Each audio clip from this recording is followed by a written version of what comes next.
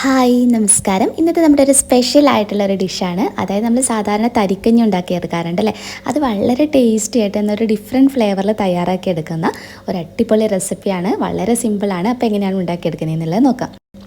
അപ്പോൾ ഇതിന് വേണ്ടിയിട്ട് ഞാനൊരു ചെറിയ ക്യാരറ്റ് മാത്രമേ എടുത്തിട്ടുള്ളൂ. പ്രഷർ കുക്കറിനകത്ത് ഇട്ടിട്ടാണ് നമ്മളിത് വേവിച്ചെടുക്കുന്നത്. ക്യാരറ്റ് ചേർക്കുന്നതിൻ്റെ കൂട്ടത്തിൽ തന്നെ 2-3 ഈന്തപ്പഴം കൂടി ഒന്ന് ചേർത്ത് കൊടുക്കുക, അതിൻ്റെ കുരു കളഞ്ഞതിന് ശേഷം. ഇനി ഇതിലോട്ടേക്ക് നമുക്ക് ഒരു 1/4 കപ്പ് അളവിൽ മാത്രം പാൽ മതി. ഒരു 1/4 കപ്പ് അളവിൽ പാൽ കൂടി ഒഴിച്ച് കൊടുത്തതിന് ശേഷം അടച്ച് വെച്ച് ഒരു 2 വിസിൽ വരുന്ന രീതിയിൽ നമുക്കിതൊന്ന് വേവിച്ചെടുക്കാം.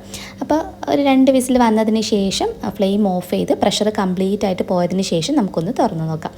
അപ്പോൾ നമ്മുടെ ക്യാരറ്റും ഈന്തപ്പഴവും ഒക്കെ പാലിൽ കിടന്ന് നന്നായിട്ടൊന്ന് വെന്ത് വന്നിട്ടുണ്ട്. ഇനി ഇതെങ്ങനെയാണ് ഉണ്ടാക്കിയെടുക്കുന്നതെന്നുള്ളത് നോക്കാം.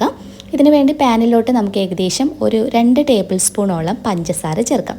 ഇനി ഈ പഞ്ചസാര ഒരു ലോ ടു മീഡിയം ഫ്ലെയിമിലിട്ടിട്ട് നമുക്കൊന്ന് ഉരുക്കിയെടുക്കണം. ഹൈ ഫ്ലെയിമിലിട്ടിട്ട് മാത്രം ചെയ്യരുത്. എന്നിട്ട് പഞ്ചസാര നല്ല രീതിയിൽ ഉരുകി കാരമൽ റെഡിയായി വരുന്ന സമയത്ത് ഇതിലോട്ടേക്ക് 1 കപ്പ് അളവിൽ പാലൊഴിച്ചു കൊടുക്കാം. ഇനി പാൽ ചേർത്തതിന് ശേഷം അതേ കപ്പിന് തന്നെ 1 കപ്പ് അളവിൽ തന്നെ വെള്ളം കൂടി ഒഴിച്ചു കൊടുക്കാം.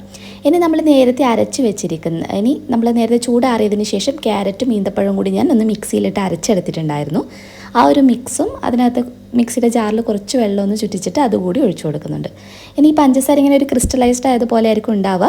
അപ്പോൾ ഫ്ലെയിം ഒന്ന് കൂട്ടി വെച്ചിട്ട് അതൊന്ന് മെൽറ്റ് ആകുന്ന രീതിയിൽ നമുക്കൊന്ന് വെയിറ്റ് ചെയ്യാം.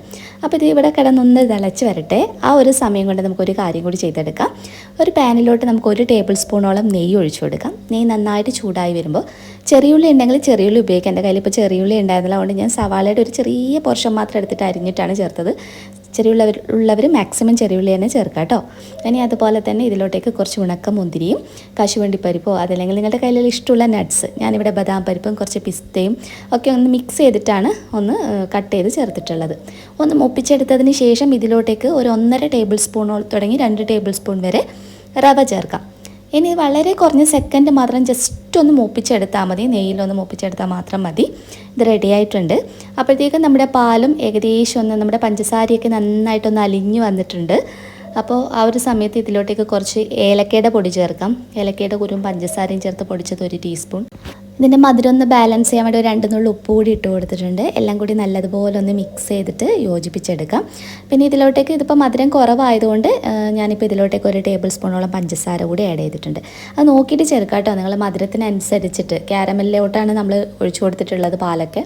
അപ്പോൾ ഇതിന് ശേഷമാണ് നമ്മൾ നേരത്തെ റോസ്റ്റ് ചെയ്ത് വെച്ചിരിക്കുന്ന റവ ഇട്ട് കൊടുക്കാം. ഇനി വളരെ ഫാസ്റ്റായിട്ട് ഇത് റെഡിയായി കിട്ടും.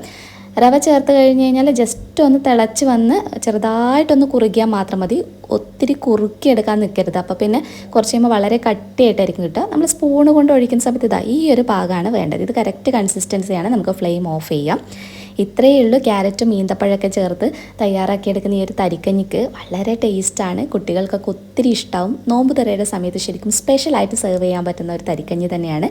എല്ലാവരും ഉണ്ടാക്കി നോക്കുക. റെസിപ്പി ഇഷ്ടപ്പെടുവാണെങ്കിൽ ലൈക്ക് ചെയ്യുക, ഇഷ്ടപ്പെട്ടില്ലെങ്കിൽ ഡിസ്ലൈക്ക് ചെയ്യുക. നെക്സ്റ്റ് വീഡിയോയിൽ വീണ്ടും നല്ലൊരു വെറൈറ്റി കാണാം. അതുവരെ ടേക്ക് കെയർ. Bye bye.